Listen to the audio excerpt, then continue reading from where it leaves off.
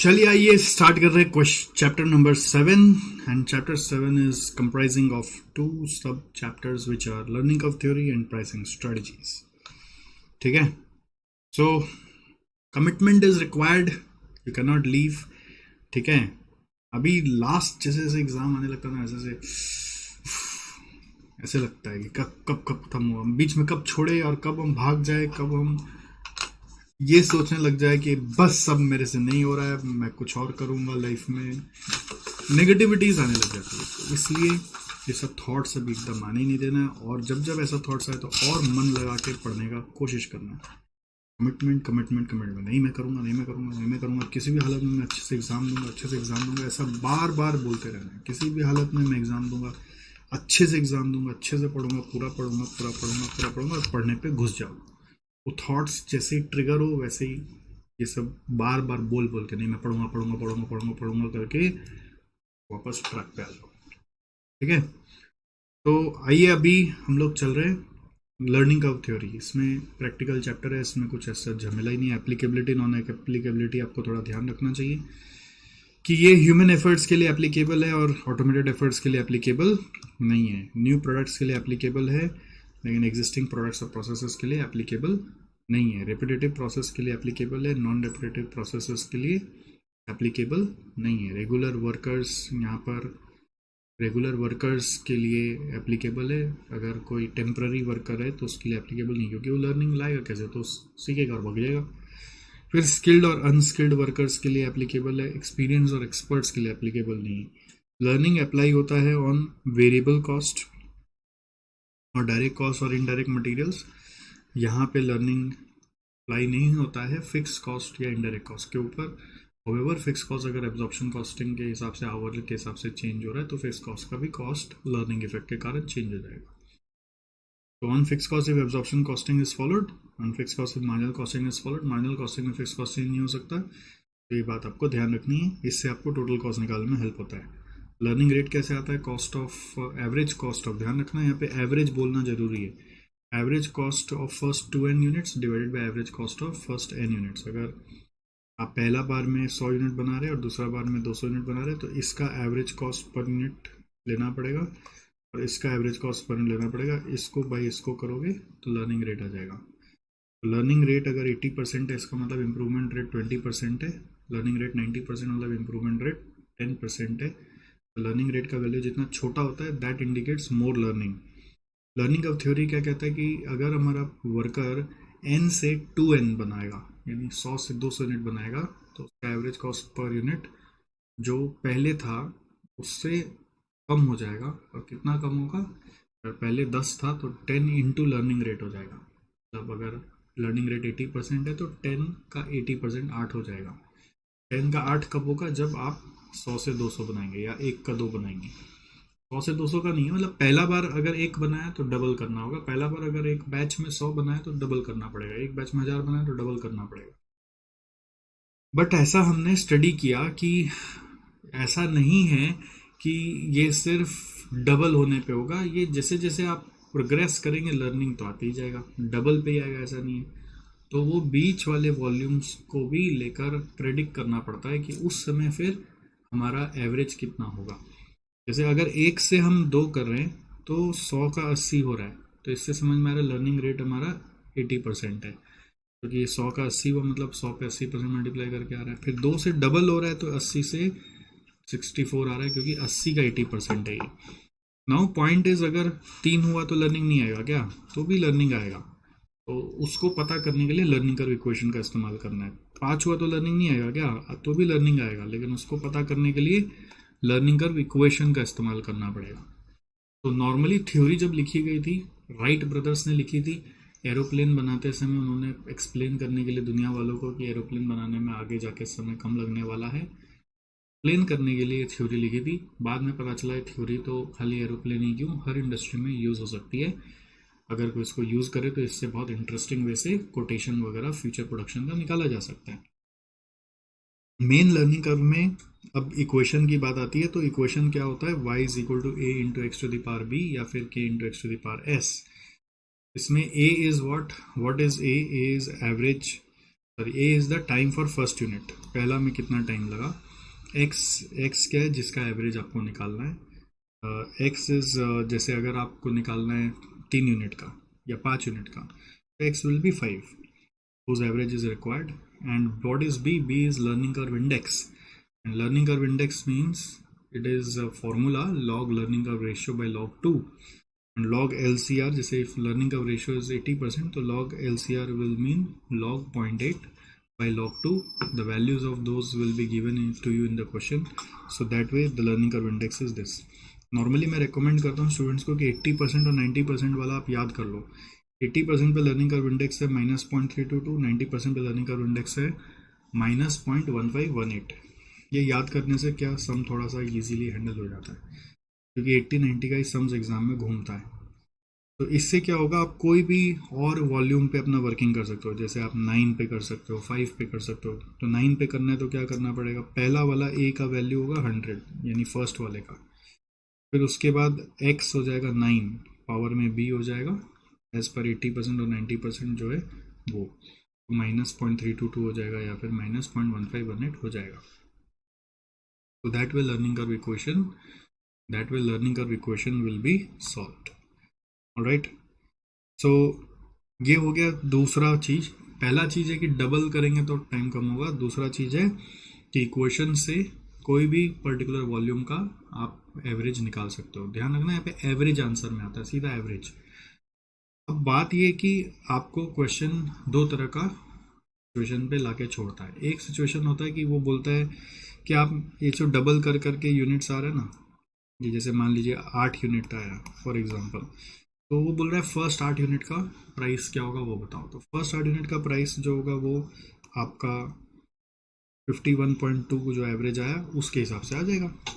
First 8 unit का price कैसा आएगा, 51.2 का जो एवरेज आया है उसके हिसाब से आ जाएगा। फर्स्ट 8 यूनिट का प्राइस कैसा आएगा, 51.2 का एवरेज आएगा उसके हिसाब से आ जाएगा। ठीक है, फर्स्ट 8 यूनिट का कैसा आएगा, 51.2 का एवरेज आया है उसके हिसाब से आ जाएगा। करेक्ट। सेकंड आता है कि आपको बोला कि अब 8 के बाद नेक्स्ट 8 का ऑर्डर आ गया, उसका प्राइस कैसे आएगा। उसको बोलते हैं रिपीट ऑर्डर। रिपीट ऑर्डर का प्राइस के लिए ये 40.96 नहीं ले सकते हैं, तो नेक्स्ट 8 के लिए आपको जो टाइम लेना पड़ेगा वो होगा 40.96 into 16, that is the total time of 16 minus 51.2 into 8। फिर से 40.96 इंटू 16 माइनस 51.2 इंटू 8। तो इसका जो डिफरेंस है उस डिफरेंस से आपका इंक्रीमेंटल टाइम आ जाएगा। उस डिफरेंस से इंक्रीमेंटल टाइम आ जाएगा 40.96 इंटू 16 माइनस 51.2 इंटू 8। वो इंक्रीमेंटल टाइम से रिपीट ऑर्डर का वर्किंग होता है। तो एग्जाम में बस ये ध्यान देना होता है कि हमको पूरा टोटल का एवरेज लेके करना है कि इंक्रीमेंटल पे काम करना है, और इक्वेशन से काम हो रहा है कि आप ऐसे डबल कर करके निकाल लोगे। बस यही लर्निंग कर्व का काम है। उससे जो भी टाइम निकल रहा है उस टाइम से आप रेट मल्टीप्लाई करके कॉस्ट निकालते हो, कॉस्ट शीट बनाते हो, सेलिंग प्राइस निकालते हो, प्रॉफिट निकालते हो। और इक्वेशन कैसे सॉल्व करना है उसके ऊपर मेन चीज़ आता है कि ये इक्वेशन तो बना लेंगे बट सॉल्व करने के लिए जैसे 15 टू द पावर -0.322 इसको सॉल्व करने के लिए डर्टी पावर वाला स्टेप्स लगाओगे या फिर लॉग लेके करना पड़ेगा। ठीक है, ये सब आपका किया हुआ होगा प्रैक्टिस। और uses of learning curve theory कभी लिखने आ जाए कमेंट में, तो मेन काम है वो प्राइसिंग ओवर लाइफ टाइम और for repeat order. Standard set कर सकते हैं आप इससे। लर्निंग कर्व तो एस्टिमेट ही सेट कर रहा है, फोरकास्ट सेट कर रहा है, एक्चुअल में कुछ और हो सकता है, तो डिफरेंस से वेरिएंस एनालिसिस आ सकता है, तो स्टैंडर्ड कॉस्टिंग में भी इसका सम्स आ सकता है। और प्रोडक्ट का प्रॉफिटेबिलिटी एनालिसिस भी कर सकते हो। लिमिटेशंस क्या लर्निंग कर्व थ्योरी का कि अज्यूम करता है कि जो कंडीशन मेरा फर्स्ट यूनिट के समय था वही कंडीशन मेरा लास्ट यूनिट तक चलेगा। फिर अगर रिपीट ऑर्डर और पहला ऑर्डर में ब्रेक लंबा हो गया तो लर्निंग लैप्स हो जाता है। वर्कर्स में not always be motivated to improve, learning eventually एक सीज हो जाता है। Basis of determination of learning rate में नॉट बी रिलायबल, आप किस हिसाब से लर्निंग रेट पता करें कोई को पता ही नहीं है। तो ये सब मैंने आपको समझा दिया है। लर्निंग रेट में एक सेंसिटिविटी एनालिसिस का क्वेश्चन हो सकता है जो ओल्ड सिलेबस में आता था, अभी न्यू सिलेबस में तो नहीं है, बट अगर वैसा आता है तो इट इज़ जस्ट कि आपको एक करंट सिचुएशन 1 में एक मान लो लर्निंग रेट दे दिया और उसके साथ एक कनेक्टेड प्रॉफिट फिगर दे दिया। क्वेश्चन बोल रहा है अगर हम अपना लर्निंग रेट को का सेंसिटिविटी चेक करना चाहते हैं तो कैसे चेक करें। तो हम लोग बोलते हैं कि ये प्रॉफिट अगर आज आपका यहाँ पे है तो इसको जीरो कर लो, जो भी आज या प्रॉफिट 5,000 रुपये है तो 5,000 से ज़ीरो करो। तो इसको बोलते हैं 5,000 से ज़ीरो मतलब क्या हुआ 100% डिक्रीज। 5,000 से ज़ीरो हो गया इसका मतलब क्या हुआ 100% से डिक्रीज हो गया। 5,000 से ज़ीरो हो गया इसका मतलब क्या हुआ 100% से डिक्रीज हो गया अगर प्रॉफिट। तो उससे बैक कैलकुलेशन करके प्रॉफिट जीरो लेके लर्निंग रेट निकालना पड़ेगा। तो ये बैक कैलकुलेशन से नया लर्निंग रेट आएगा, फिर ये दोनों लर्निंग रेट को कंपेयर करके पता चलेगा कि मेरा लर्निंग रेट कितना से चेंज हो रहा है। तो इसी को बोलते हैं लर्निंग रेट सेंसिटिविटी। तो ये अगर 100% से चेंज हो रहा है तो इसका परसेंटेज चेंज मेरे को निकालना पड़ेगा। दोनों का रेशियो बनाने से सेंसिटिविटी रेशियो बनता है। तो वही यहाँ पे लिखा हुआ है। तो बैक कैलकुलेशन का क्वेश्चंस आपने किया होगा, ठीक है। तो अभी we are not in the situation to explain that, तो I think this is all. Learning curve का क्वेश्चंस आप आइए अपने यहाँ पे देख लीजिए। अगर जैसे क्या होता है ना, कहीं पर भी ऐसा लगता है आपको कि संशय है, आपको लग रहा है कि पता नहीं ये कैसे था, याद नहीं आ रहा है, तो हल्का में मत लेना उसको। याद नहीं आ रहा तो स्किप स्किप स्किप करेंगे तो कितना स्किप कर देंगे आप। तो उसको बैठ के करना पड़ेगा, यही लास्ट मोमेंट पे होता है। तो उसका एक सम तो कम से कम करना पड़ेगा। अब उसको भी हड़बड़ा जाओगे कि अरे अरे क्वेश्चन ये है, अच्छा फट से आंसर देख लेते, तो फिर गए, एग्जाम में होना ही नहीं है कुछ भी। तो जब अपने को पता चला कि मान लीजिए लर्निंग कर्व हिल गया है, याद नहीं आ रहा है, क्या बोल रहे सर कनेक्ट नहीं हुआ, जिसको याद है रिवाइज किया हुआ 2 बार पहले से, ये चौथा रिवीजन होता है नॉर्मली डे बिफोर एग्जाम जो होता है ना। ये हम लोग जो भी ये वीडियो सेशंस बना रहे हैं डे बिफोर एग्जाम के लिए बना रहे हैं। तो डे बिफोर एग्जाम में चौथा रिवीजन होता है आइडियली। फर्स्ट रिवीजन के लिए हमने रिवीजन सिस्टम आपके लिए बनाया और उसी के लास्ट में मैंने आपको सब स्ट्रेटजी दे दी थी कि सेकंड रिवीजन और थर्ड रिवीजन में क्या करना है। उसके बाद ये फोर्थ रिवीजन है। तो फोर्थ रिवीजन में भी अगर हिल गया है, हो सकता है, ऐसा कोई बड़ी बात नहीं है। तो पेशेंस रख के थोड़ा सा उस सम को एक तो करना पड़ेगा, अच्छे से कैलकुलेटर में करो, बहुत ज़्यादा डिटेल में नहीं बट करो। वो करने से आपको कॉन्फिडेंस आएगा। नॉर्मली हम लोग रेकमेंड करते हैं कि अगर थोड़ा हिला हिला सा महसूस हो रहा है तो हर चैप्टर से ऐसा 1-2 क्वेश्चन को करना चाहिए, जिससे आपको और कॉन्फिडेंस आ जाएगा। मतलब एक होता है कि आपने पहला 3 रिवीजन इतना मजबूती से किया हुआ है कि आपको ज़रूरत नहीं लग रहा है, और एक होता है कि नहीं मेरा हिला हिला सा मेरे को महसूस हो रहा है। तो सजेशन रहता है कि आप हर चैप्टर का कम से कम एक सम बैठ के शांति से एकदम माथा शांत करके कामली उसको करो। और वो क्वेश्चन आपका मार्क किया हुआ तो और भी अच्छा है, मार्क किया हुआ तो और भी अच्छा है,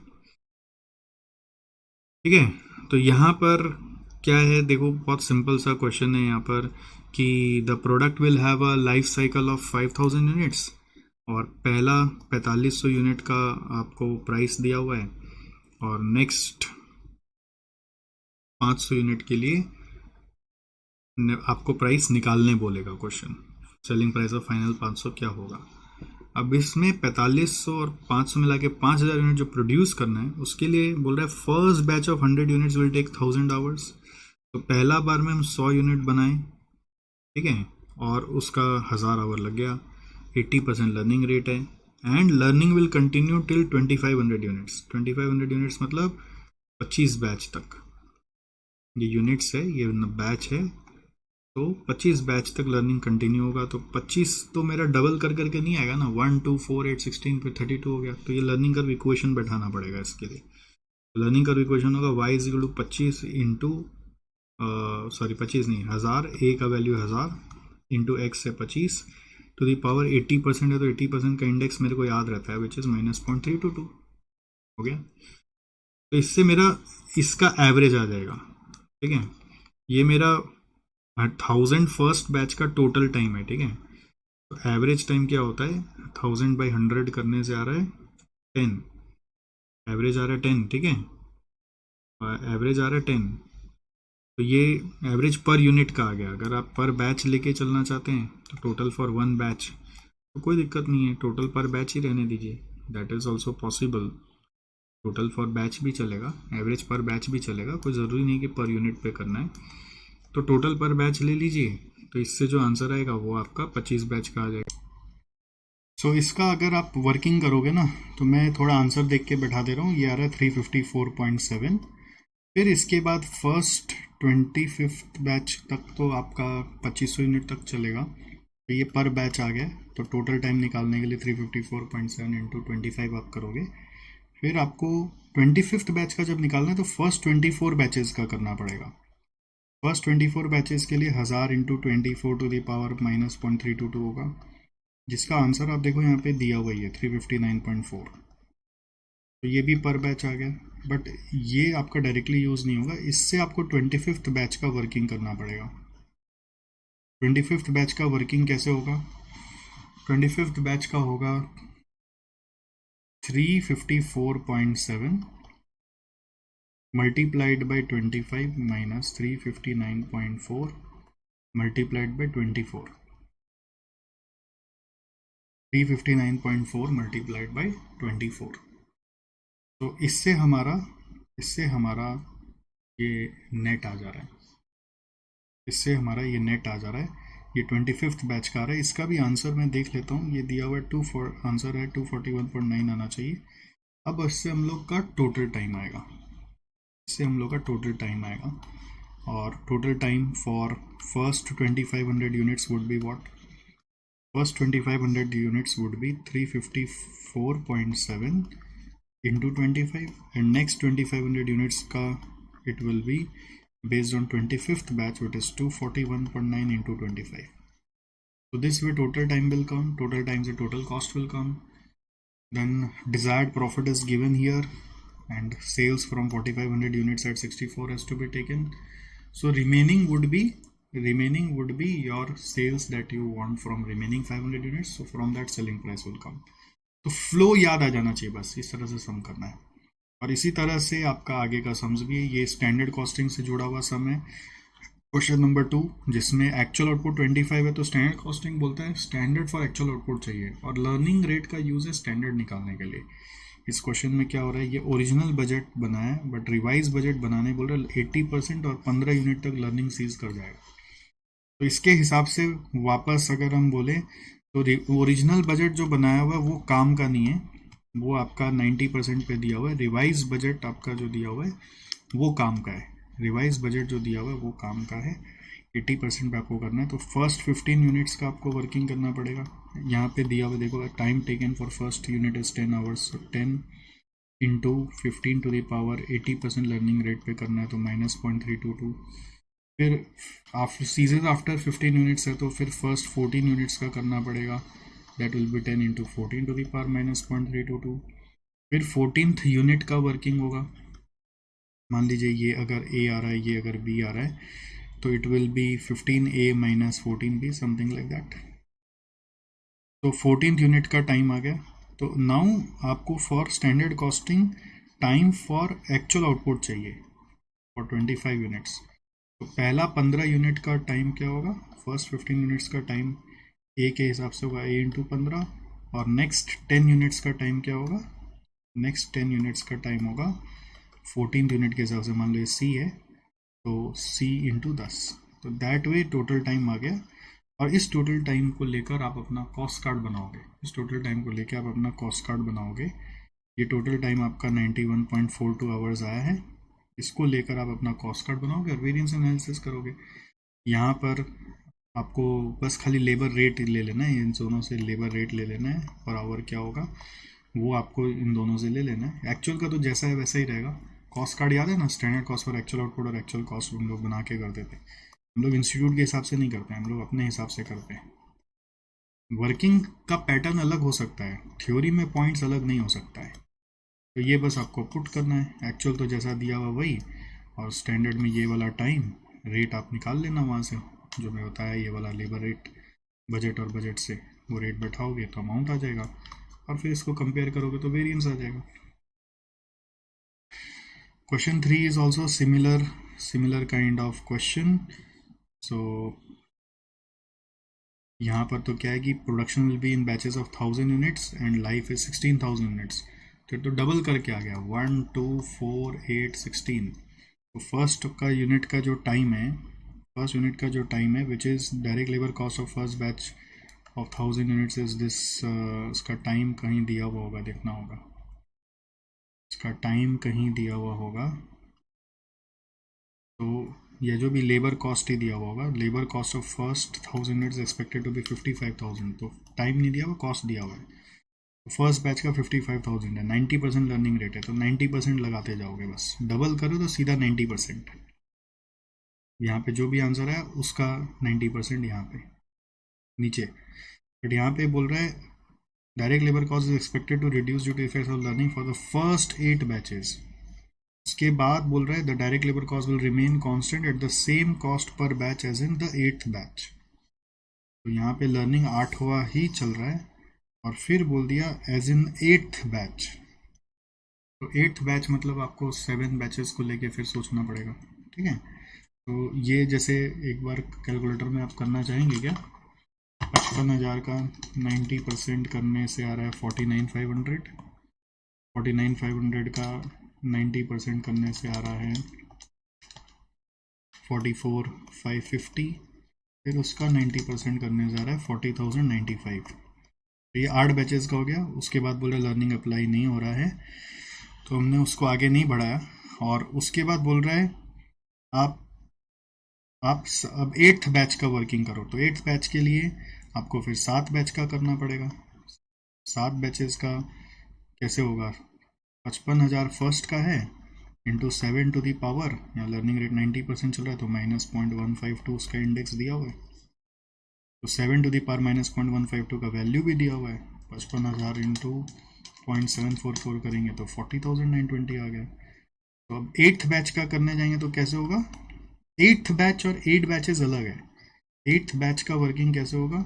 it will be 40,095 into 8 minus 40,920 into 7। 40,095 into 8, 40,920 into 7 minus करके आ रहा है 286,440, आई थिंक सो,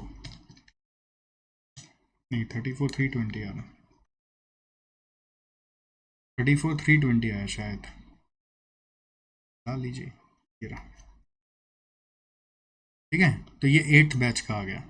फिर उसके बाद उससे कंट्रीब्यूशन ओवर लाइफ टाइम क्या आएगा वो पूछ रहा है। तो लाइफ टाइम में कंट्रीब्यूशन निकालने के लिए लाइफ टाइम का लेबर कॉस्ट जानना पड़ेगा। तो लेबर कॉस्ट ओवर लाइफ क्या होगा? पहला 8 का 40,000 इंटू 95, 40,095 इंटू 8, और प्लस नेक्स्ट 8 का 34,320 इंटू 8, क्योंकि उसके बाद लर्निंग स्टॉप हो गया है, तो ये टाइम कंटिन्यू होगा, ये कॉस्ट कंटिन्यू होगा।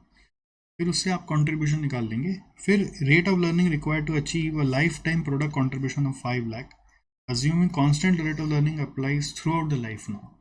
ये बैक कैलकुलेशन हो गया। ये बैक कैलकुलेशन पे मैं बात कर रहा था पहले, ये आपको एक बार ट्राई कर लेना चाहिए। 5 लाख बैठाकर उससे पहले रेलिवेंट लेबर कॉस्ट क्या आ रहा है बैक कैलकुलेशन में, आप देखो 5 लाख को लेकर हम लोग बैक कैलकुलेशन करें, मतलब लेबर कॉस्ट को निकाल दे रहे हैं, और फिर एक इक्वेशन बना देंगे 3,32,000 हम लोग का टोटल लेबर कॉस्ट है फ्रॉम 16 बैचेस, और इस बार लर्निंग रेट पूरा 16 पे अप्लाई हो रहा है, तो डिवाइड बाय 16 करके आ रहा है 20,750 पर batch. And that is simple कि आप 55,000 पे 0.9 करके कितनी बार लगाओगे? 0.9 करने से 1 का 2 हुआ, फिर 4, फिर 8, फिर 16, तो आपको कितनी बार लगाना है 0.9 के ऊपर? 1 बार, 2, जैसे 1 2 4 8 16 तक जाना है, तो इंटू 0.9 एक बार हुआ, इंटू 0.9 का स्क्वायर हुआ, इंटू 0.9 का क्यूब हुआ, इंटू 0.9 का पावर में 4 हुआ। तो बेसिकली 55,000 इंटू 0.9 के पावर में 4 करने से हम 16 बैच पे पहुंच जाते हैं। बट अभी 0.9 की जगह नया लर्निंग रेट निकालने बोल रहा है, क्या होना चाहिए जिससे 20,750 आ जाए। तो इस इक्वेशन को सॉल्व कर दीजिए। r टू दी पावर 4 मतलब 2 बार रूट लेना है, बस r टू दी पावर 4 मतलब 2 बार रूट लेना है। जो भी आंसर आ रहा है उसका 2 बार रूट कर दीजिए, आंसर आ जाएगा। 4 इज अ सिमिलर क्वेश्चन, मेरे को मत ड्रैग करो, हो गया। और एक क्वेश्चन अभी हाल में MTP में भी आया, जो अभी इस DJB में नहीं चढ़ा है, आप जरूर देख लेना। ठीक है, एक और क्वेश्चन लिख लो, अभी रिसेंट एमटीपी का क्वेश्चन है, रिसेंट एमटीपी उसको भी देख लेना। रिसेंट एमटीपी मतलब बोलने का बात है एमटीपी ऑफ May 22, उसमें भी एक क्वेश्चन है, उसको नज़र से निकाल लो ना, तो लर्निंग रेट आपका खत्म हो गया, सिंपल सा बात है। चलो नेक्स्ट है pricing strategies. Pricing strategies is all about theory theory theory theory. इसमें जो प्रैक्टिकल्स है वो उतना कुछ ही घोड़ा प्रैक्टिकल नहीं है।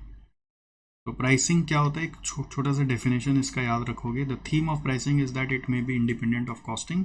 अ कंपनी में fix a price irrespective of its cost based on what customers are willing to pay. बाकी आप देख रहे हैं बल्ब जला हुआ है तो छोड़ दीजिए। भी प्राइसिंग स्ट्रेटजी आपको लर्न करना चाहिए, कभी 2 मार्क का लिखने आया हुआ है। तो pricing strategy refer to broad plan of action to make a product marketable such that it maximizes the organization profit. Broad plan of action to make the product marketable. Pricing under different conditions. Monopoly में can fix price such that profit is maximum. Monopolistic competition में MR equal to MC quote करके. Oligopoly में predatory pricing जिसमें सामने वाले का बाजार खराब करना है. Limit pricing strategy जिसमें they may also prepare a very low pricing strategy to discourage new entrants.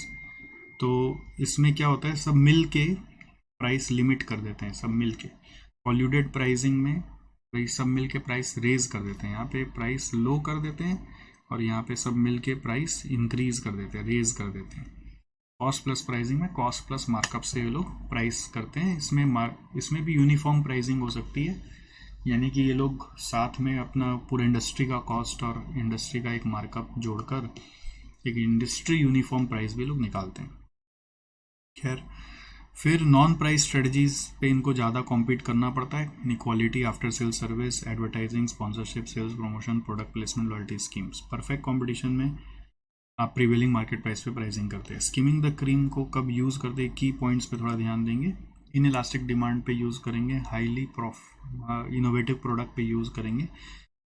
In elastic demand का मतलब होता है कि जिसका प्राइस कम करने से बहुत ज़्यादा डिमांड बढ़ने वाला नहीं है, क्योंकि उसका प्रोडक्ट का यूनिकनेस है जो सबके काम उतना अच्छे से आएगा नहीं।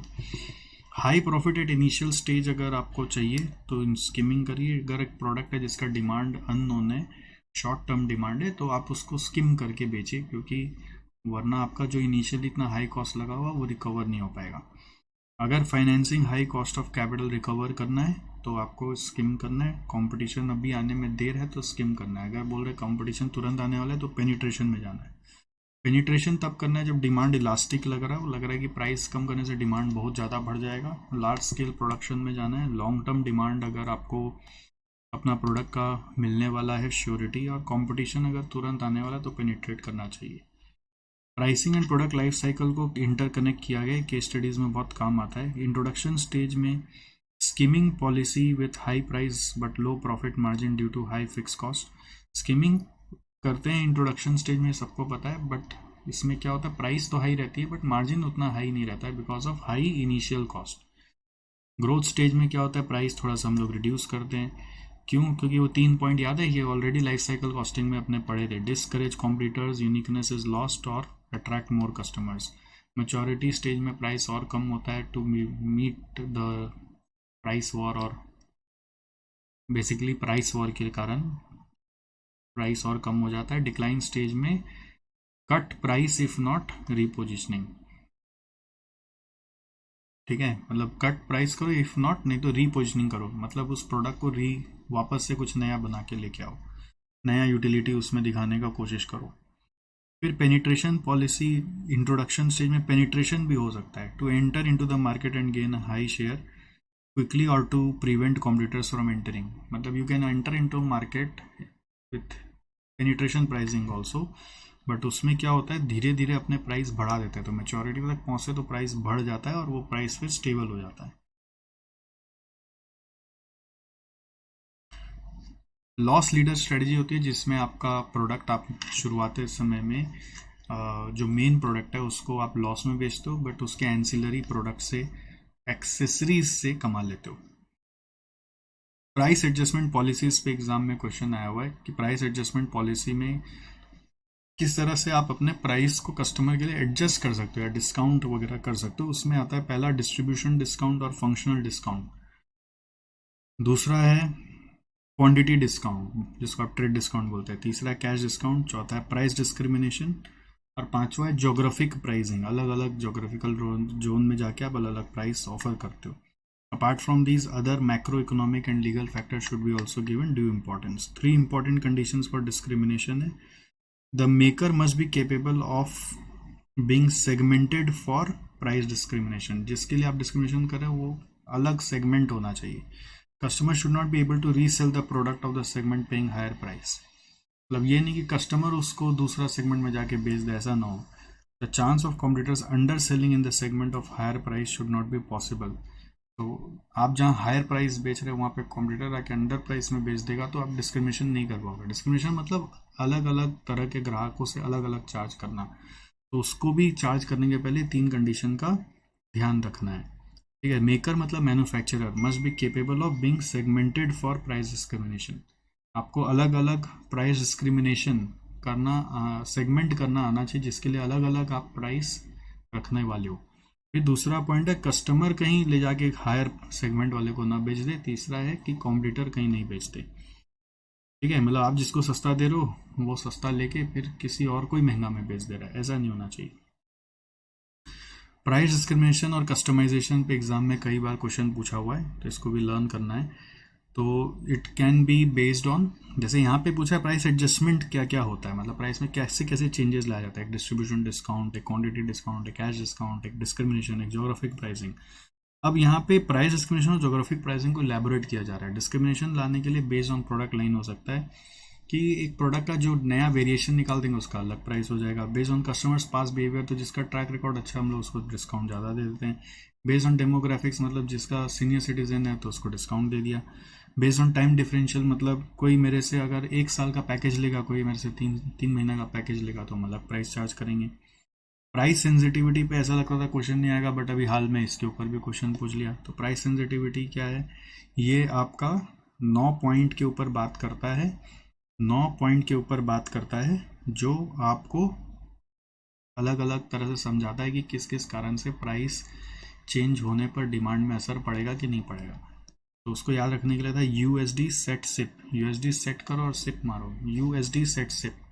तो यूएसडी सेट सिप मतलब U for unique value effect, S for substitute awareness effect, D for difficult comparison effect. Unique value effect का मतलब क्या है कि अगर प्रोडक्ट का वैल्यू यूनिक है तो लोग प्राइस चेंज करने से आपका डिमांड में चेंजेस नहीं आएगा, तो सेंसिटिविटी कम है। सब्स्टिट्यूट अवेयरनेस अगर नहीं है तो चेंज नहीं आएगा। डिफिकल्ट कंपैरिजन है तो चेंज नहीं आएगा, मतलब सेंसिटिविटी वुड बी लो।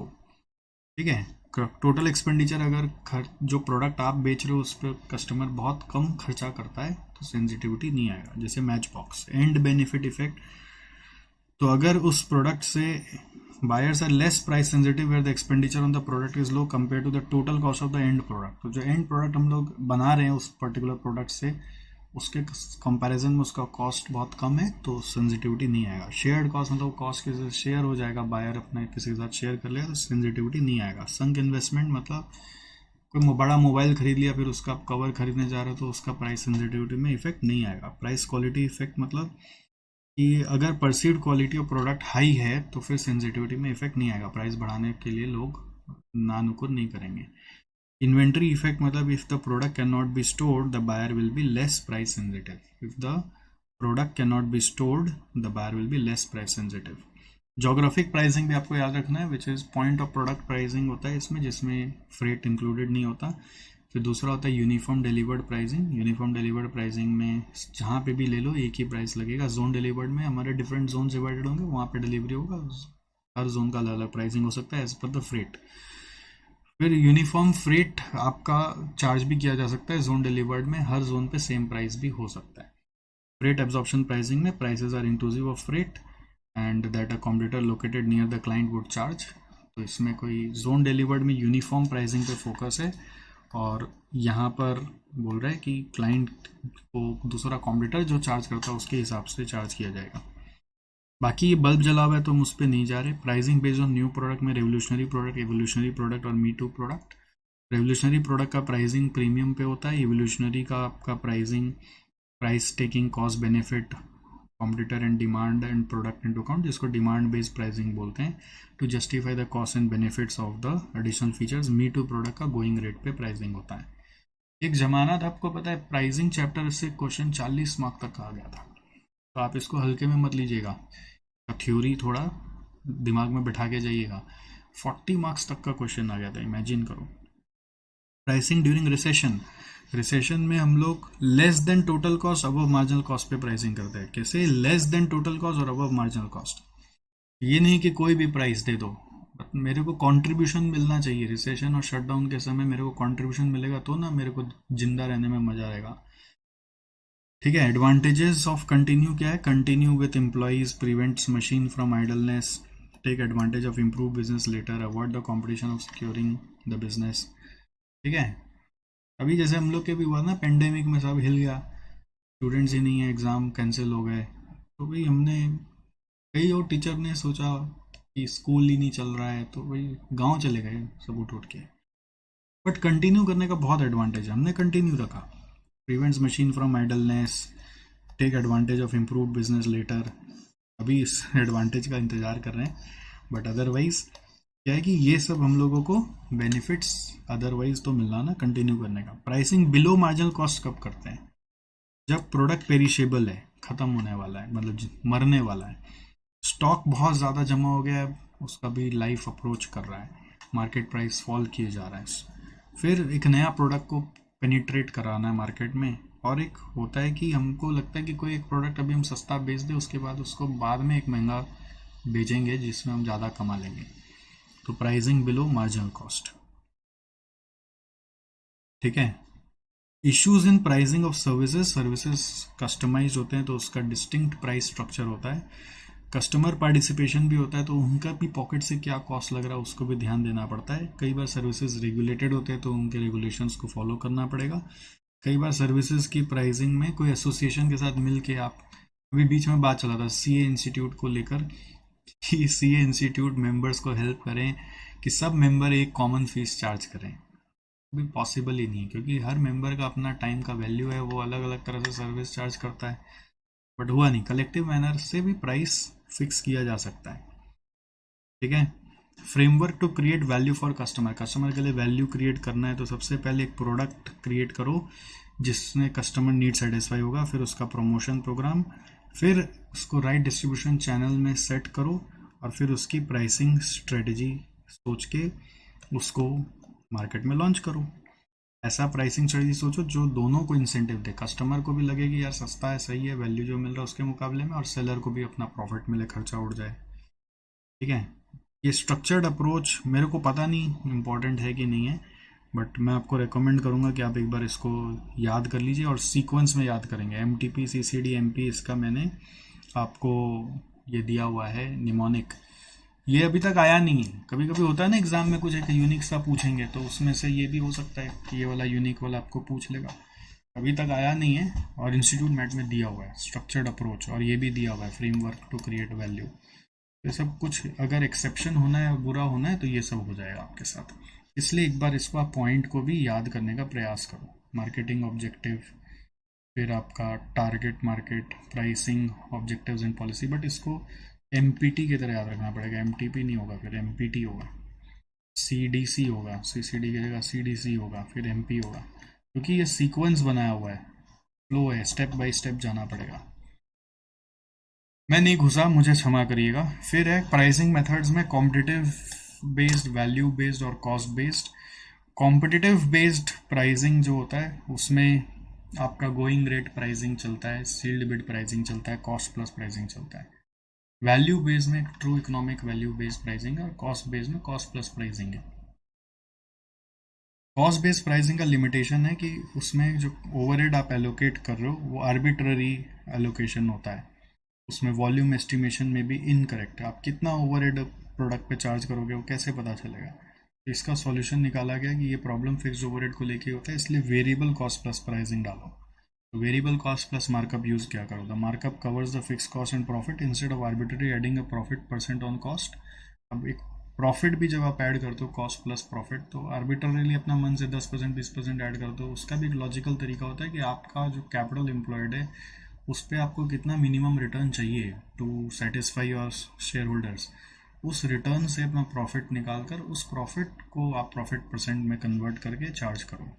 ये सॉल्यूशन दिया हुआ है, ठीक है। वैल्यू बेस्ड प्राइसिंग में ट्रू इकोनॉमिक वैल्यू और परसीव्ड वैल्यू का कॉन्सेप्ट है। ट्रू इकोनॉमिक वैल्यू होता है कि हम जो प्रोडक्ट लेकर आए हैं उस प्रोडक्ट का मार्केट में जो नेक्स्ट बेस्ट ऑल्टरनेटिव है उसका प्राइस क्या है, प्लस मेरे प्रोडक्ट के कारण कंज्यूमर को क्या एक्स्ट्रा बेनिफिट मिलेगा, उस बेनिफिट का नेट वैल्यू हम उस प्राइस में जोड़ देंगे। कि मेरा एक लैपटॉप है SJC ब्रांड का, फिर उसके कंपैरिजन का एक लैपटॉप आता है HP में, तो HP का वो लैपटॉप का दाम 50,000 है, तो मेरा भी दाम 50,000 होगा, प्लस मेरा लैपटॉप से कुछ एक्स्ट्रा बेनिफिट्स यदि ऐड ऑन हो सकता है तो वो भी मैं उसमें जोड़ूंगा। That is true economic value. जो बोलने के लिए एक वैल्यू है मैक्सिमम। परसीव्ड वैल्यू होता है जो कस्टमर फील करा है, उसको थोड़ी ना फील होगा कि इतना वैल्यू है, उसको जो फील होगा वो है परसीव्ड वैल्यू। नॉर्मली सेल होना चाहिए, ये डायग्राम देखो, सेल होना चाहिए परसीव्ड वैल्यू के नीचे पर, और कॉस्ट होना चाहिए सेलिंग प्राइस से नीचे। तो सेलिंग प्राइस से नीचे कॉस्ट होगा तो आपको मैन्युफैक्चरर को प्रॉफिट मिलेगा, और परसीव्ड वैल्यू से नीचे अगर प्राइस होगा ना तो कस्टमर को लगेगा चलो पैसे बचे, तो कस्टमर भी विलिंगली बाय करेगा। यही कॉन्सेप्ट है। फिर प्राइसिंग यूजिंग कैलकुलस और प्रॉफिट मैक्सिमाइजिंग सेलिंग प्राइस, ये ट्रांसफर प्राइसिंग में भी काम आएगा। ये जनरली MR=MC करके मोनोपोलिस्टिक कंपटीशन वाले जो फॉर्म्स होते हैं उसमें निकालते हैं। वो लोग को पता होता है कि अगर वो ज़्यादा प्राइस भी सेट कर देंगे ना तो मार्केट दूसरे के यहाँ शिफ्ट हो जाएगा। तो इसलिए मोनोपोलिस्ट क्या होता है, अपने हिसाब से कोई भी प्राइस फिक्स कर सकता है, बट मोनोपोलिस्टिक कंपटीशन में ज़्यादा प्राइस फिक्स करके तो उसका मार्केट स्विच कर जाएगा। इसलिए वो ऐसा प्राइस फिक्स करता है जिससे उसको सबसे ज़्यादा फायदा हो, जो बहुत ज़्यादा हाई प्राइस भी ना हो और बहुत ज़्यादा लो प्राइस भी ना हो। तो फ़ायदा कैसे पता लगाया जाता है, वो MR=MC इक्वेट करके। तो उसमें स्टेप नंबर 1 हम लोग बोलते हैं आपको कि आप प्राइस इक्वेशन पता कर लीजिए, that is A-BQ। Minus sign इसलिए क्योंकि डिमांड और क्वांटिटी में इन्वर्स रिलेशनशिप चलता है। सेकंड नंबर आप पता कर लीजिए मार्जिनल रेवेन्यू।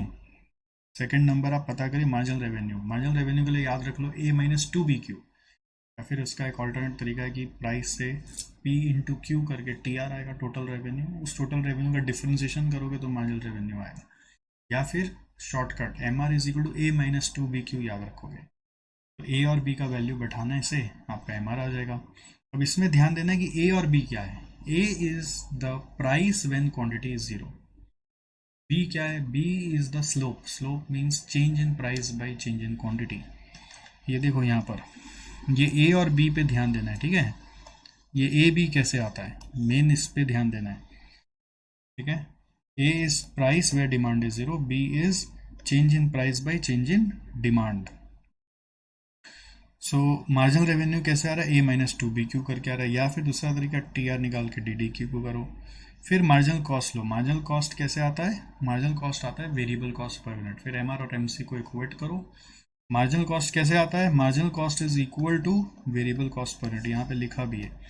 फिर MR और MC को इक्वेट करो तो आपका X का जो वैल्यू आएगा उसी पे प्रॉफिट मैक्सिमम है। आंसर को कंक्लूड कर दो, ठीक है। नेक्स्ट है प्राइसिंग टेक्निक्स। ये नॉलेज के लिए दिया हुआ है कि अलग अलग कॉस्ट को जोड़कर प्लस प्रॉफिट करके प्राइस आता है। इसमें ध्यान रखना है कि वेल इस्टेब्लिश प्रोडक्ट है यदि तो एब्जॉर्प्शन कॉस्टिंग, उसमें फिक्स कॉस्ट भी लेंगे, और न्यू प्रोडक्ट है तो मार्जिनल कॉस्टिंग, जिसमें हम लोग आपका वेरिएबल कॉस्ट से रिकवर करना चाहेंगे। और कभी भी क्वेश्चन में आपको टैक्स रेट दिया और प्राइस सेट करने बोल रहा हो तो उस समय आप profit before tax plus total cost को लेकर प्राइस सेट करते हैं, ठीक है। तो क्वेश्चन में जो डिजायर्ड प्रॉफिट दिया होगा वो डिजायर्ड प्रॉफिट अज्यूम कर लिया जाता है। अगर टैक्स रेट दिया हुआ है और डिजायर्ड प्रॉफिट दिया हुआ है तो जो डिजायर्ड प्रॉफिट है वो अज्यूम कर लिया जाता है कि वो आफ्टर टैक्स है। तो आफ्टर टैक्स और टैक्स रेट से पहले प्रॉफिट बिफोर टैक्स निकालोगे, फिर इक्वेशन में जोड़ोगे। तो हमने यहाँ पे यही लिखा हुआ है, computing price profit is profit before tax. तो फिर any profit desired profit is given and that profit के साथ टैक्स रेट इज गिवन, तो we assume that that desired profit is profit after tax. So we have to find first profit before tax then add with cost to find out the price, ठीक है। हो गया। इसमें एक बार और घुमाइए, और कुछ वो थ्योरी था ना, प्राइस डिस्क्रिमिनेशन, ये स्किमिंग का की पॉइंट्स, पेनिट्रेशन का पॉइंट्स, और प्राइस एडजस्टमेंट्स कैसे होते हैं, ये सब एग्ज़ाम में आए हुए हैं, इसलिए एक बार इसको और दोहराइए। और प्राइस सेंसिटिविटी भी आया अभी हाल में। जोग्राफिक प्राइसिंग को आप एक बार पढ़िए, इसको एकदम पॉइंट्स अच्छे से रट लीजिए। ड्यूरिंग सेशन क्या होगा, बिलो मार्जिनल कॉस्ट कब कब हम लोग प्राइसिंग करते हैं, और ये फ्रेमवर्क, ये दो एक्सेप्शनल चीज़ है, इसको भी एक बार रट लीजिए। आप अभी रटना ही पड़ेगा, अभी 2 मिनट इसको दीजिए, और इसके साथ आप समझ लीजिए प्राइसिंग मेथड्स भी ख़त्म हुआ, और ये सब थोड़ा इजी है, चल जाएगा। ठीक है, प्राइसिंग मेथड्स का बस सम्स देखना बाकी है। नेक्स्ट आ जाइए आप, प्राइसिंग का डीजेबी बुक का क्वेश्चंस देखते हैं, यानी कि आप अपना जो भी स्टडी मटेरियल है उसको रेफर करते रहिए। फटाफट आपको बता दूंगा कि कौन सा से कौन सा क्वेश्चंस है। सो पहला ये कॉस्ट प्लस प्राइसिंग का क्वेश्चन होता है। इसमें आपको हर सिचुएशन पर प्रॉफिट निकालना है as per the given cost structure.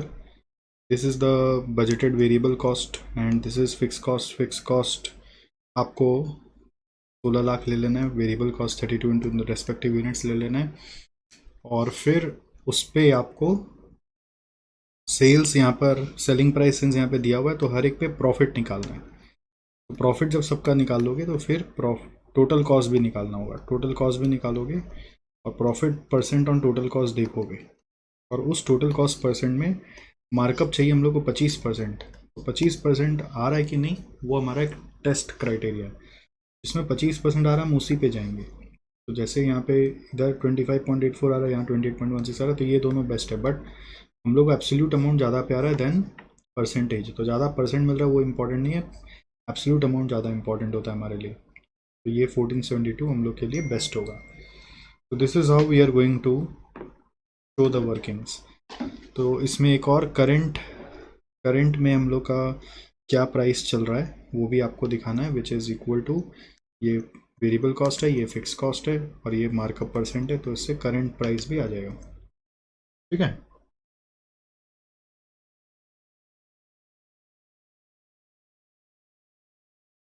Second है ये आदित्य हेवी इंजीनियरिंग का, ये कैलकुलस वाला M R is equal to M C वाला क्वेश्चन है, जिसमें वेरिएबल कॉस्ट पर यूनिट दिया हुआ है, यानी कि एम सी दिया हुआ है, और आपको एम आर निकालने के लिए मैंने आपको बताया था A-2 करना है, जिसमें A is 5,10,000, A is 5,10,000, no order मिलेगा उसमें, और B is change in price by change in quantity with every reduction of 5,000 units, 5,000 rupees, price is 5 lakh.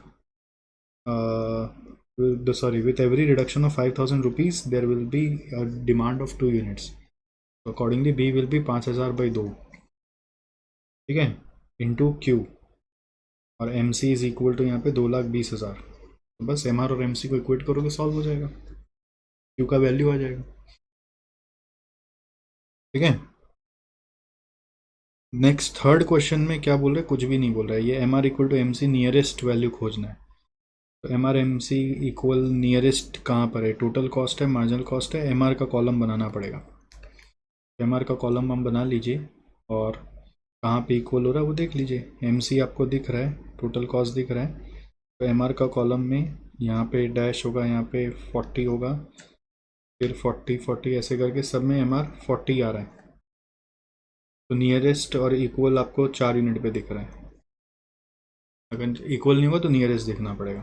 फिर ये ट्रू इकोनॉमिक वैल्यू पे है, सिस्टम X2 का आपको अगर ट्रू इकोनॉमिक वैल्यू देखना है तो इसका जो नेक्स्ट बेस्ट ऑल्टरनेटिव है उसका प्राइस लेना पड़ेगा, price of system X which is 37,500 plus system X2 के कारण नेट बेनिफिट क्या आ रहा है वो देखना पड़ेगा। तो नेट बेनिफिट लेने का तरीका क्या होगा, ऑपरेटिंग कॉस्ट यहाँ पे ज़्यादा लग रहा है, तो बेनिफिट नहीं है वो कॉस्ट है, तो एक्स्ट्रा कॉस्ट लग रहा है ₹2.5 करके, कितना 1,000 घंटा ऑपरेट करेंगे, 2,500 घंटा। ठीक है।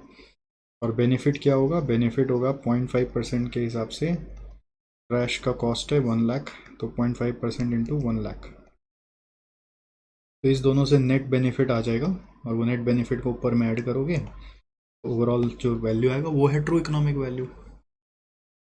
नेक्स्ट, ये सब प्राइसिंग का अपने आप खुद से एक बार पढ़ के ट्राई करो, कि ऐसे सिचुएशन में इलास्टिक डिमांड है, यहाँ पे न्यू प्रोडक्ट है, not for market but for the company, फिर C is a new product to the company and the market, ठीक है। High initial cost, perishable item है, तो ये सब का प्राइसिंग स्ट्रेटजी आपको क्लिक कर रहा होगा, वो आपने रिवाइज किया होगा। और ये भी मैं रेकमेंड करूँगा कि आप अपने से एक बार ट्राई कर लेना, मतलब अभी पढ़ते पढ़ते एक बार और ट्राई कर लेना। फिर कंपटीशन बेस्ड प्राइसिंग मेथड में गोइंग रेट है, सील्ड बिड है, ठीक है। नेक्स्ट, फिर ये वाला क्वेश्चन रिपीट क्वेश्चन है 1 का, तो छोड़ दो इसको, वापस देखने का दरकार नहीं है। इसमें एक कमेंट खाली ये लिखा हुआ है, देख लेना कि यहाँ पर ये वाला अपॉर्चुनिटी सही नहीं है, तो ये सब एक रिकमेंडेशन खाली नज़र से निकाल लेना कि यहाँ पे क्या क्या रिकमेंडेशन दिया हुआ है कि जो एक्सेस कैपेसिटी है उसका ऑल्टरनेटिव यूज़ खोजा जाए। फिर ये भी एक आपका एग्ज़ाम में आया हुआ है, अलग अलग स्ट्रेटजी आपको बताना है, वो एक बार देखना जरूरी है, आपको अपने से अटेम्प्ट करना है, ये मैं बताऊंगा तो उससे फ़ायदा नहीं होगा। फिर ये इंश्योरेंस वाला कंपनी 0.5% प्रीमियम चार्ज करता है या फिर 200 रुपया पर payment if customer opt for ECS facility, sorry charge नहीं करता, इंसेंटिव देता है 200 रुपया और 0.5% of premium which ever is lower. तो इसका इंसेंटिव देने का क्या लॉजिक है, और सरचार्ज लेता है 30 रुपये पर payment if customer chooses a mode other than annual payment. तो इसका लॉजिक है भाई, वर्किंग कैपिटल उनका इंटरेस्ट उसका कम लग रहा है या फिर इंटरेस्ट कॉस्ट बढ़ जा रहा है, इसलिए उसके लिए कॉम्पनसेटरी बेसिस में वो सरचार्ज चार्ज कर रहा है या फिर इंसेंटिव दे रहा है। फिर ये वाला क्वेश्चन भी वही MR=MC वाला है, तो इसमें आप एक बार बस गो थ्रू करके देख सकते हैं कि A का वैल्यू क्या है, B का वैल्यू क्या है, MC क्या होगा और MR क्या होगा, बस इतना कर लेंगे तो हो जाएगा। ठीक है, एक बार पढ़ के बस वो आइडेंटिफाई कर लीजिए तो हो गया, अगर एकदम कॉन्फिडेंस है तो छोड़ दीजिए। फिर आ रहा है 11 नंबर, यहाँ पर आपको क्या बोल रहा है देखो, वही profit maximising price resulting in annual profit which visitors will make from charging this price और रिकमेंड द प्राइसिंग स्ट्रेटजी। तो वापस वही खेल है कि आपको A पता करना है, B पता करना है, MR पता करना है, MC पता करना है, ठीक है। तो MC के लिए आपको टोटल कॉस्ट जोड़ना पड़ेगा, जैसे यहाँ पर MC में वेरिएबल कॉस्ट पर यूनिट आता है, तो वो पता आपको करना पड़ेगा, जैसे सॉल्ट X है, सॉल्ट Y है, उसके बाद आपका लेबर कॉस्ट है और उसके बाद मशीन रनिंग कॉस्ट है, ठीक है। आपको यहाँ पे वर्किंग दिख जाएगा, ऐसे आपको वेरिएबल कॉस्ट पहले पता करना पड़ेगा, फिर A और B खोज कर MR और MC को इक्वेट करना है, तो है बहुत आसान सा। और रेकमेंड खाली ध्यान से देखना, रेकमेंड कैसे लिखा हुआ है कि पहला ऑप्शन पेनिट्रेशन समझाया है, फिर स्कीमिंग समझाया है, फिर इस पर्टिकुलर केस में the unique nature of drug का मतलब है कि आप स्कीमिंग करो, but however political factors and public opinion का भी ध्यान रखो, क्योंकि आप एक इम्पॉर्टेंट ड्रग बना रहे हो। तो इस तरह का आंसर आपको लिखना है, ऐसा नहीं कि सिर्फ बोल देना है कि आप स्कीमिंग करो, ठीक है। तो आंसर लिखने का स्टाइल है कि दोनों बता के फिर रेकमेंड करेंगे एक बेस्ट, और उसमें भी अदर फैक्टर क्या ध्यान रखना है वो बता देंगे। नेक्स्ट, यहाँ पर देखिए organisational structure and its appropriateness की बात हो रही है, फिर रिस्पॉन्सिबिलिटी अकाउंटिंग की बात हो रही है, फिर प्रॉफिट सेंटर और इन्वेस्टमेंट सेंटर समझाइए, तो डिविजनल ट्रांसफर प्राइसिंग से जुड़ा हुआ है बहुत सारा। Nature of FMCG and agro decision आपको from the preview of responsibility accounting, मतलब वो कौन सा टाइप ऑफ है वो बताना है। फिर प्राइसिंग स्ट्रेटजीज अडॉप्ट कौन सा उनको करना चाहिए, अप्रोप्रिएट क्या है वो आप बताइए। तो ये एक्चुअली डिविजनल ट्रांसफ़र प्राइसिंग का क्वेश्चन है, हम लोग उसमें शिफ्ट करेंगे उसको बाद में। तो ये सब शुरुआत का तो काफ़ी सारा थियोरेटिकल चीज़ है, ठीक है। इसमें कौन सा उसको फिट करेगा ये एक तो बताना है, डिविजनल फॉर्म फिट करेगा। रिस्पॉन्सिबिलिटी, प्रॉफिट और इन्वेस्टमेंट सेंटर क्या है वो बता दिया आपने। फिर उसको एक जज करके क्वेश्चन को पढ़ाना है, बताना है कि FMCG इज़ प्रॉफिट सेंटर, इनका दूसरा डिवीजन है agro is an investment centre, और फिर आपको बोल रहा है कि इवेलुएट द प्राइसिंग स्ट्रेटजीज।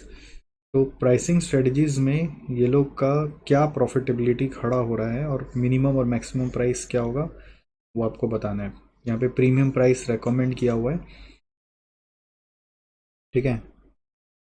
और उसके बाद selling them at a premium price is not a good strategy. Premium price के लिए बोल रहा है वो सही नहीं है, तो पेनिट्रेशन रिकमेंड किया हुआ अल्टीमेटली। तो देयरफॉर पेनिट्रेशन पे जाना है। ये आपका पढ़ा हुआ होना चाहिए, नहीं पढ़ा हुआ है तो थोड़ा दिक्कत होगा, लेकिन आप पढ़ लीजिएगा। और सेकंड नंबर उसको बोल रहे हैं स्किमिंग, स्किमिंग कर लो। और होटल्स के लिए बोल रहा है डिफरेंशियल प्राइसिंग पे रिलाई करो। एक और प्राइसिंग होता है पीक लोड प्राइसिंग, जिसमें आप एयर फेयर में होता है, ये डिमांड ज़्यादा बढ़ रहा होता है तो प्राइस बढ़ा देते हैं लोग। ठीक है, ये आप एक बार देख लीजिएगा। ये क्वेश्चन नया क्वेश्चन है केस स्टडी डाइजेस्ट का, अभी तक एग्जाम में आया नहीं है। तो इसमें ये ट्रांसफर प्राइसिंग से जुड़ा हुआ क्वेश्चन है फैक्चुअली, बट इसमें प्राइसिंग स्ट्रेटजी यहाँ पे घुसाया हुआ था जो ट्रांसफर प्राइसिंग से जुड़ा हुआ नहीं है।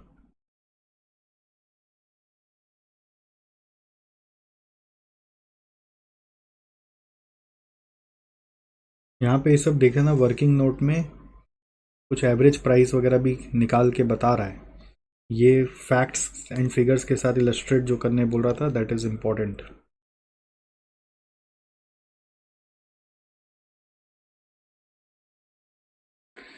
फिर यहाँ पर दूसरा एक और क्वेश्चन है।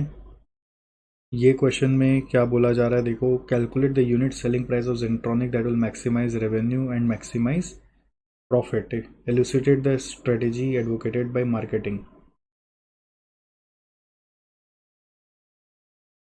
सो आउट ऑफ दिस किससे मेरा मैक्सिमाइज होगा रेवेन्यू और किससे मेरा मैक्सिमाइज होगा प्रॉफिट, तो उसके लिए आप एक डिमांड फंक्शन बना के कर सकते हो। इतना बड़ा टेबल दिया हुआ तो उससे घबराने का कुछ नहीं है। जैसे क्या होता है ना, ये सब इतना लंबा टेबल टूबल देख के आप बोले अरे बाप रे क्या आ गया, छोड़ दो, बट अगर थोड़ा सा भी देखेंगे, यार ये तो पूछ रहा बहुत सिंपल सा है, maximise revenue and maximise profit ही करना है, उसके लिए प्राइस पूछ रहा है। ये तो M R equal to M C का क्वेश्चन होना चाहिए। तो टेबल को रीड करके समझ में आ रहा है कि सेलिंग प्राइस देखो एक एक रुपये से घटा रहा है। एक्सेल शीट का कोई कॉपी पेस्ट दे दिया आपको, जब एक रुपये से चेंज हो रहा है तो डिमांड हर बार बढ़ रहा है। तो आप देख सकते हो चेंज इन प्राइस कितना है, 1 रुपया, तो चेंज इन डिमांड कितना है, 2000 यूनिट। और अब इस चेंज इन प्राइस और चेंज इन डिमांड से बी का वैल्यू आ जाएगा 1/2000। ए का वैल्यू होता है price where demand is zero, price where demand is zero. तो ये हो गया आपका डिमांड जीरो, यहाँ पे दिख ही रहा है 40 रुपया। So we have a minus B, A and B are there, तो आप M R is equal to क्या बोल सकते हैं, A-2BQ। तो ये हो जाएगा 40-2 × 0.0005 Q, राइट। और M C is equal to variable cost, वो भी यहाँ पे टेबल में दिया हुआ है 6 रुपया। तो नाउ एम आर और एम सी आपका आ गया अगर, तो M R equal to M C equate कर दीजिए। तो सॉल्व करिए, देखिए 40 माइनस ये 0.0005 कहाँ से आ रहा है, वो यहाँ से आ रहा है 0.0005, A-2BQ 1/2000 करके 0.0005 आ रहा है, into 2 is 0.001 Q is equal to 6। तो देयरफॉर Q इज कमिंग 34,000। तो 34/0.001, 34,000 आ गया Q का वैल्यू। तो ये Q पे प्रॉफिट मैक्सिमम है, ये प्रॉफिट मैक्सिमाइजेशन का ही वर्किंग हो रहा है। और उसी पे आपको बोल रहा है कि आप क्या निकालो, मैक्सिमाइजिंग रेवेन्यू एंड प्रॉफिट। तो रेवेन्यू क्या होगा, पहले प्राइस निकालना पड़ेगा, price is equal to A-BQ होता है। तो A-BQ से A का वैल्यू है 40 माइनस बी का वैल्यू है 0.0005 इंटू 34,000। तो 34,000 इंटू 0.0005, 17 माइनस करके आ रहा है 23। तो रेवेन्यू से आ गया प्राइस, फिर प्राइस से रेवेन्यू निकालना है तो इंटू 23 इंटू 34,000 करना पड़ेगा। 23 इंटू 34 करके आ रहा है 782। ओके, फिर प्रॉफिट भी निकालने बोल रहे हैं तो प्रॉफिट निकाल दीजिए। रेवेन्यू मालूम है तो टोटल कॉस्ट ले लीजिए, रेवेन्यू माइनस कॉस्ट। कॉस्ट में वेरिएबल कॉस्ट ही है खाली, तो वेरिएबल कॉस्ट 6 रुपया करके है। तो 782 माइनस आपका ये एम प्लस में मैं डाल दिया, और 6 इंटू 34,000 6 इंटू 34,000 एम माइनस में डाल दो, MRC करे तो 578 आ रहा। तो इस तरह से रेवेन्यू भी आ गया और प्रॉफिट भी आ गया। देखो कितना आसान था, इतना बड़ा टेबल से खाली ऑब्जर्वेशन करना था। रियलिटी इसी तरह का है। Elucidate the pricing strategy advocated by marketing. अब ये तो क्वेश्चन पढ़ के समझ में आएगा कि pricing strategy advocated by marketing क्या है।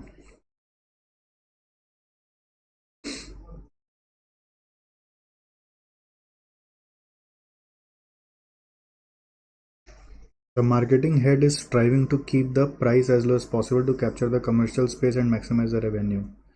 Whereas finance had argued in favor of keeping the price high to maximize the profit because the design and R&D of Zentonic will not be matched by the competitors currently. ठीक है, the distinct parameters of performance linked pay seem to be the major reason for contradiction between two functional heads. ये बोलने का मतलब है कि ये दोनों आदमी ना परफॉर्मेंस रिलेटेड पे मिलता है इनको, मतलब ये चाहते हैं कि हम लोग का डिवीजन का जिसका परफॉर्मेंस हो उसके हिसाब से हम लोग को पे मिलेगा, तो अपना परफॉर्मेंस के हिसाब से वो लोग सोच रहे हैं। Board member consider both the thoughts and instruct you to drive the price. ZPPL drivers itself into online learning space and starts a web-based platform Zenzik, which offer quality videos for competitive and professional exams such as JEE, NET, UPSC. इसमें देखो कहीं पर भी वो नहीं आ रहा है CA वगैरह.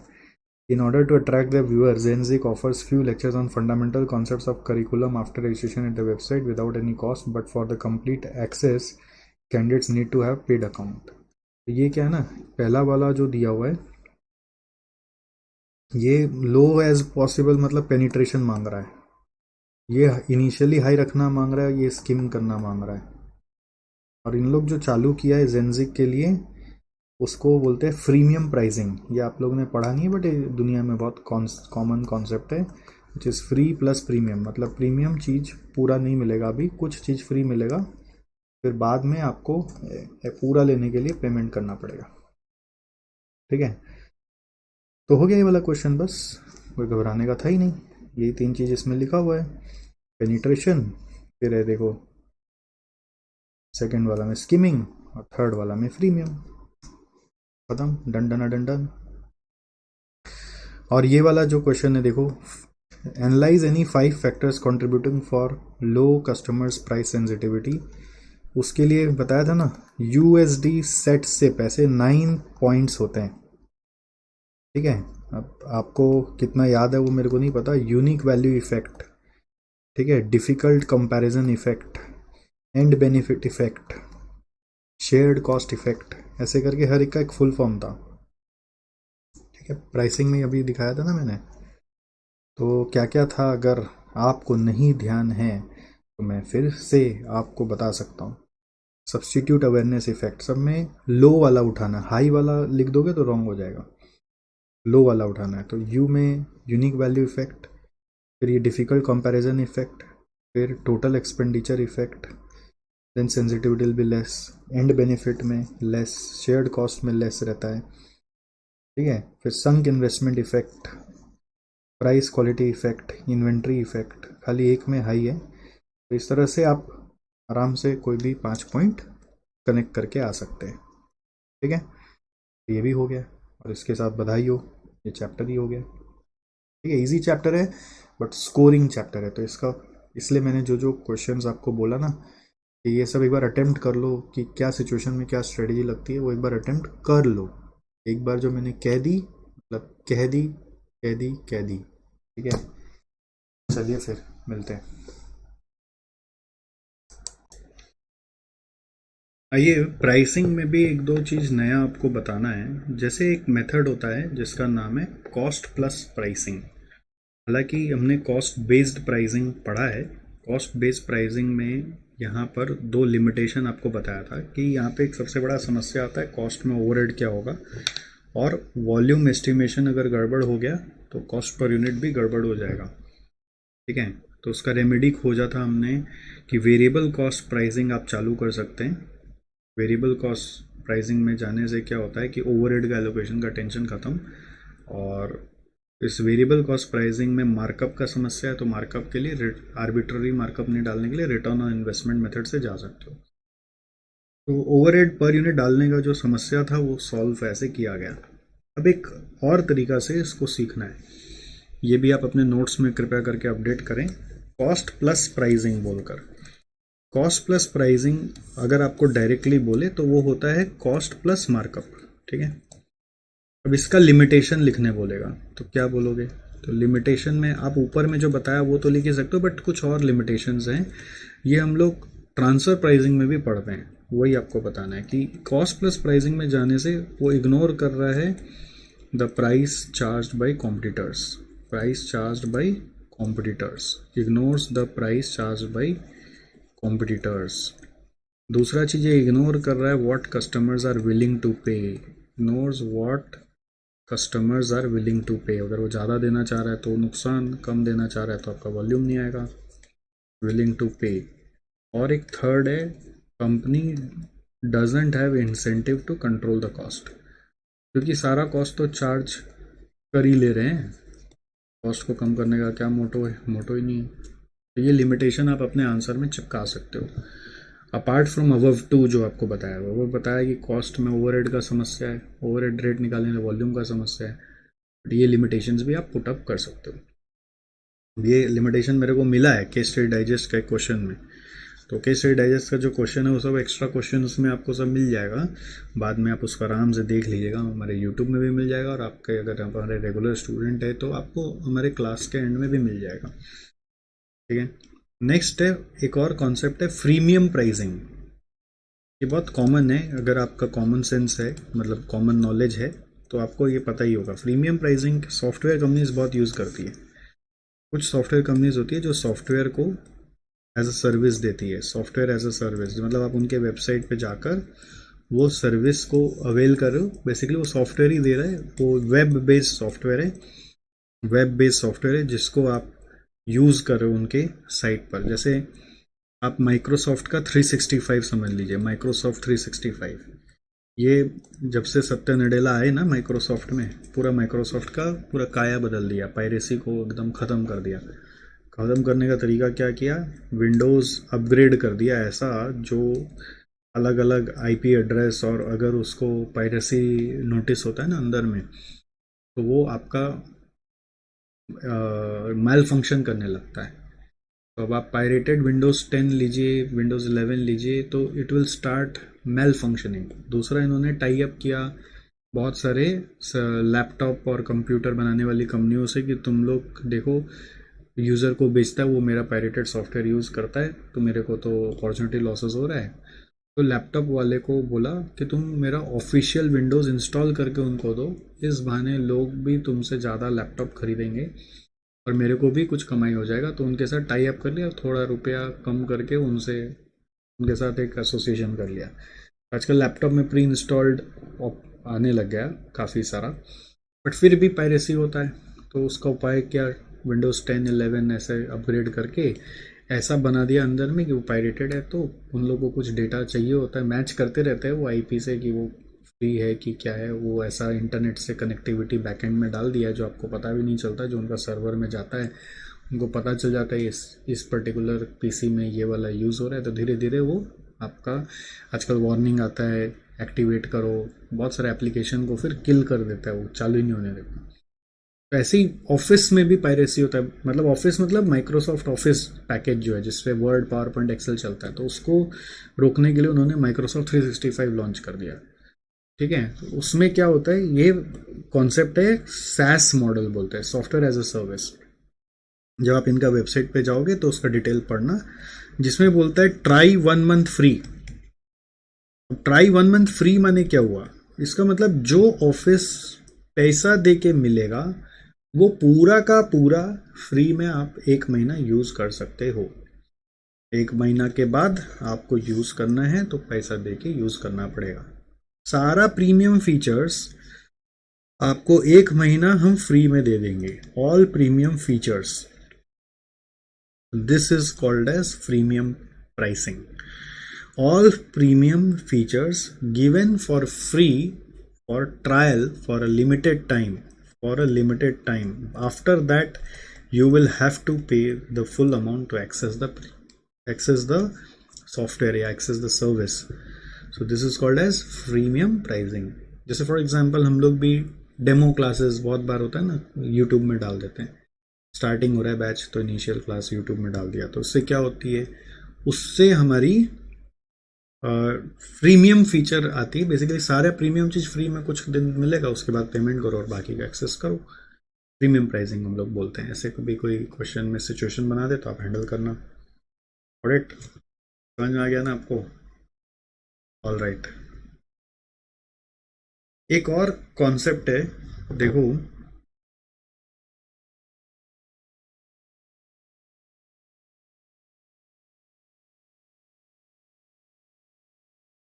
नहीं नहीं, हो गया, और कोई कॉन्सेप्ट नहीं है। दिस इज डन, और कोई कॉन्सेप्ट नहीं है, हो गया। आप कैरी ऑन करिए, जो बताना था वो बता दिया आपको, उसको आप अप टू डेट कर लीजिए बस। ओके।